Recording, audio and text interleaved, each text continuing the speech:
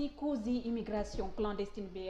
kilifa pour mieux centrer le débat parce que dañuy seetlu ne carrément yaa ngi waxi pauvreté te xale yu góor yi nga xam ne ñooy dem di braver la mer bu ñu seetloo si ñoom bu ñu jëlee une dizaine de personnes 8 yëpp ay pêcheurs leen te ñu xam ne carrément problème de licence de pêche yi dafa ñëw au niveau du Sénégal pêche bi nga xam ne la pêche abusive ko ñu ngi koy waxee tey est-ce que tey jotul ñu demaat vers la pêche artisanale. Tu viens de le dire lépp loo xamante ni les jeunes sénégalais parce que ñàkkuñu jom. fexe nañ pour créer ko pour di ci am sutura état du leen ko bàyyee day ñëwaat def ay accords signé waat ay accords avec les puissances ñu ñëwaat pêcheurs yi nga xamante ni ci géej gi lañ doon dem mën a napp gisatuñ luñ napp ci géej gi mais dañ naan kon ñun fan la ñu jëm nañ fi jógee wala ñun ñu soppaliku sax dee ci géej gi c'est-à-dire foofu la ñu toll ay retour rek ay yooyu qu'ils arrêtent de signer des accords nañu bàyyi géej gi ñuy jox les puissances nañu xotti lépp luy signature nañu annuler lépp luy contrat. ou bien renégocier. le Sénégal au Sénégalais du renégocier. nous avons nos pêcheurs pourquoi à chaque fois dañuy jël li nga xamante ni moom la ñu jox moom la ñu am pour di ko jox les étrangers pour qu'ils viennent l'exploiter pour lan moi je ne parle pas de renégociation ni rien le Sénégal au Sénégalais nos richesses pour nous. nañu jël suñu richesse yi ñu delloowaat ñu ko bu ñu bañee ñu dee ci géej gi bu ñu bañee ñu dem ci géej gi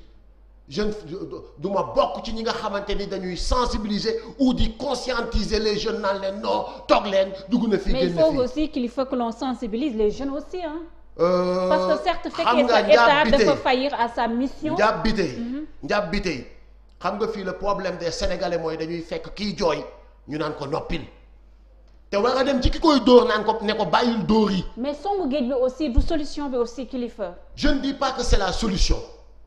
je ne dis pas aussi que solution la du solution du ma ko conseiller kenn mais aussi du ma taxaw ci nit ñi naan leen comme ni ko ñenn ñi di defee bàyyi leen géej gi da ngeen di xaru dugg na fii génn fii nga dee ba noppi fii ki sa réew ñu rey la ki sa réew ba pare nga da ngay xaru ku dee lan lay xaruwaat c'est-à-dire foofu la affaire bi toll nit ñi. fi mu leen toll mooy c'est des morts vivants dañoo dee di dox fi ñu toll mooy dañuy dund gu dee gën gàcce nit bugg ko kenn buggul gàcce njàpp bi tey du ma yeewu ci koñ sama yaay bu bëggee togg il faut mu dugg kër Samba ñaan fa kopp ceeb dugg kër Paate ñaan fa benn kopp diwlin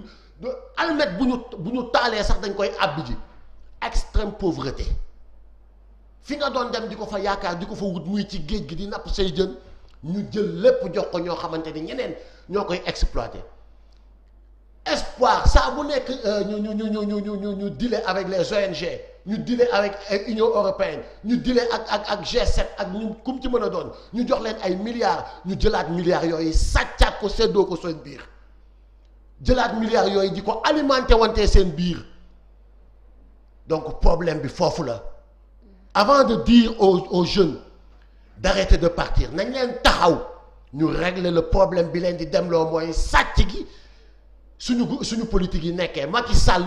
avec son gouvernement et toute l'opposition yi nga xamante ni gis nañ leen actuellement ci li ñuy ne gëmuñu ñu il est temps que nag sénégalais yi gëm seen bopp il est temps que sénégalais yi taxaw jàmmarloo ak ñoom foofu la ñu toll waaye kilifa am na benn affaire boo xam ne il faut tamit ñu wax ci au-delà de l'échec même de nos politiques ou bien des politiciens yi nga xam ne ñoo fi jaar depuis 2006 ba 2020 am na aussi beneen problème buy tax jeunes yi di dem de braver la mer moo nekk la pression sociale aussi. loolu aussi nañ ci wax aussi kilifa parce que fii Sénégal le mot tekki dafa leen sonal aussi. njàpp bi tey kenn judduwul.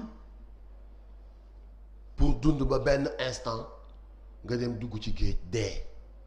kenn judduwul pour loolu. mais parce que xoolal si chiffres yi am na ñoo xam ne dañoo am seen ay métiers am na ñoo xam ne ce sont des enseignants des professeurs am ñoo xam ne dañoo am seen atelier kon ñooñu xam nga ne amuñ problème de l'emploi. mais je suis désolé am nañ ko kañ. si naka. mais am nga seen métier fii wax ma ban métier moo fi dox. mais est-ce que nekkul problème de doylu bi aussi. ak non Eldorado bi ñu yaakaar ne. non moo nekk en Europe aussi. non je suis désolé man gis naa koo xamante ni il est gardien dans une banque mu ngi am licence en banque finance. Licence en banque finance la am. Il n'a pas été recruté, il a déposé son CV partout jëluñu ko mu toog di garder ñu koy fay 75 000 kon kooku doylu na te pourtant il a une femme qui l'encourage. Il a une femme qui comprend comment ça se passe ici dans ce pays. ñi muy garder seen banque ñooñu ñëpp di liggéeyee ci banque bi du seen moroom ci diplôme moo leen gën a riche CV. fii dëkku kumba am ndey ak kumba amul ndey la dëkku loxo bu gudd la buñ la nee 16 millions sénégalais y a que 400 000 qui sont embauchés y a que 400 000 qui sont employés. Que ça soit public ou privé. Njàpp nit ñi buñ doon am au moins par fin du mois 100 000 francs au moins laa la wax 100 000 francs non du ñu jël gaal. Parce que dee kenn bëgg ko. SMIC bi aussi dañ koy war a waxaat parce que SMIC bi depuis 76 bu ma jiwmul si leen ko fixé fii au niveau du Sénégal 60 000 francs aussi fajalul kenn dara. 60 000 francs pour 60 000 francs mooy lan te ñan ñoo koy jot ñan ñooy jot 60 000 francs c'est-à-dire xam nga avec nos politiques ce qu'ils déclarent ni moom la ñuy joxe buñ la nee ñu ngi joxe 60 000 déjà c'est faux. bu ñu la nee ñu ngi koy jox 60 familles c'est faux y a que 5 familles qui en bénéficient te 5 familles yooyu dañ leen koy jël jox leen ko mooy 5 familles yi nga xamante ni dañoo bokk ci parti bi wala seen baaya bokk ci parti bi wala seen lenn moo bokk ci parti bi jege parti bi ñu tas leen ko ku nekk 150 000 150 000 c'est faux lépp lu ñu lay wax ci chiffre. dara amu ci suba ba ngoon jot. Et le rôle du ministère de la jeunesse dans tout ça est-ce que tey jii mën nañu wax ne ministère de la jeunesse am na njëriñ. c'est qui notre d'ailleurs c'est qui notre ministre de la jeunesse allez vous renseigner dem leen ngeen xooli kan mooy suñ ministre de la jeunesse. mais xam nga ko. non mais man xam naa ko mais dama ne yéen journaliste dem leen ngeen gëstu ji kan mooy suñ ministre de la jeunesse. ak yi fi jot a jaar yépp ñan ñooy suñ ministre de la jeunesse lu toll ni jeunesse l'avenir ñi nga xamante ni ñoo ëpp ci dëkk ba ëpp solo ca dëkk ba quand on parle de relève quand on parle de l'avenir quand on parle du futur ñi ëpp solo ca dëkk ba nga jël par exemple nga jël ku mel ni par exemple benn Mame Mbaye Niang il fut ministre de la jeunesse nga ne Mame Mbaye Niang kay nekk ministre du jeunesse du Sénégal c'est de l'insulte. Tu ne respectes pas cette jeunesse. Pourquoi il ne mérite pas d'être ministre de la jeunesse. Du ci lenn lu mu ko mérité du ci lenn nag je te dis du ci lenn nag du ci éthique du ci morale du ci déontologie du ci njàng du ci dara lu mu mérité pour nekk le ministre de cette jeunesse consciente de cette jeunesse dévouée de cette jeunesse déterminée yi bëgg dara nga saaga leen ñu ne déet na waaye nga jógee ci Mame Mbaye Niang nga ne Pape Gorgui Ndong kaay nekkaat seen ministre de la jeunesse. ñu ne ti ne déedéet waaye nga jël Néné Fatoumata Tall ne ko kaay nekk seen ministre de la jeunesse c'est Macky Sall qui ne respecte pas les Sénégalais et qui s'en fiche yoonam nekkul ci na Sénégalais yi di dee wala ñu ngi dund lu dul Amadou Sall ak jabaram ñoruñu ko lii mooy wax ji te lii la Serigne Seck Sénégalais yépp war a taxaw wax ko ak moom Macky Sall la ngi nii di ngand lu ci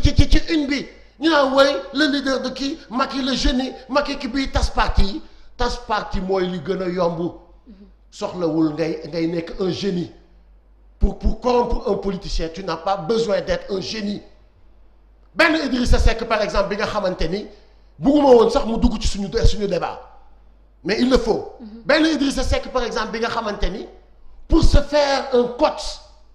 dafa changer tarixa pour dem ci beneen tarixa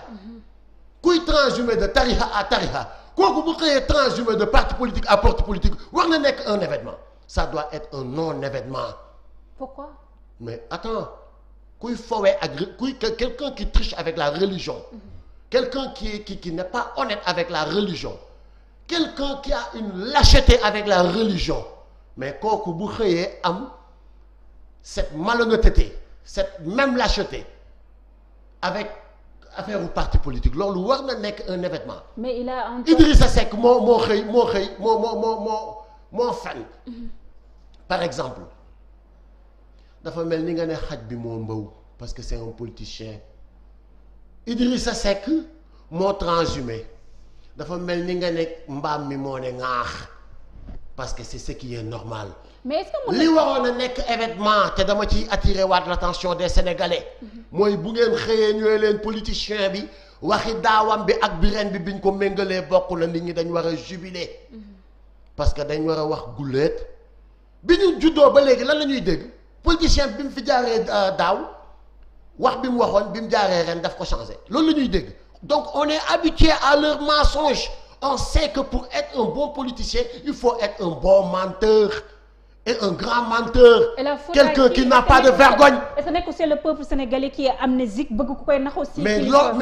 mais am nañ ci part de responsabilité. Le peuple am na ci part de responsabilité njàpp bi tey